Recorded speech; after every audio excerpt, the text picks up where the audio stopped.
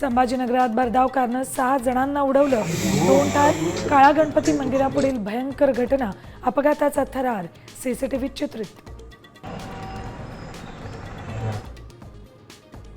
पुण्यात petrol pump मालकाच्या कुत्र्याचा ग्राहकावर हल्ला, मालकावर गुन्हा दाखल करण्याची मागणी.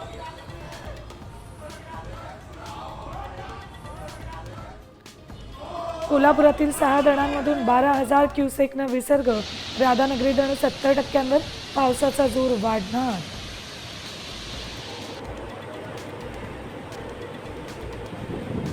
पुणेकरांसाठी खुशखबर, खडकवासला धरण साखळीत 58% साठा, गेल्या वर्षीच्या तुलनेत यंदा तिप्पट पाणी.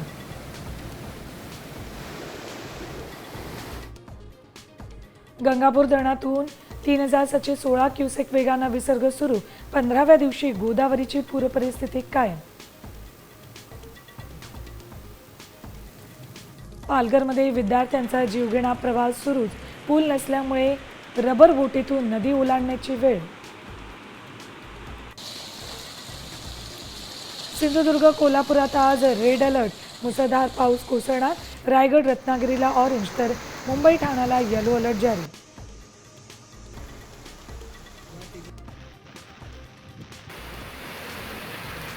साम टीव्हीच्या बातमीनंतर नंदुरबारमध्ये झेडपीच्या सीओने गाठलं केलाखेडी गाव, साखव पुलाच्या बांधकामाच्या जागेची केली पाहणी. यूपीतील शेतकऱ्यांच्या नावे नांदेडमध्ये पीक विमा, 40 सुविधा केंद्र चालकांवर गुन्हा, 9 जण परळीचे.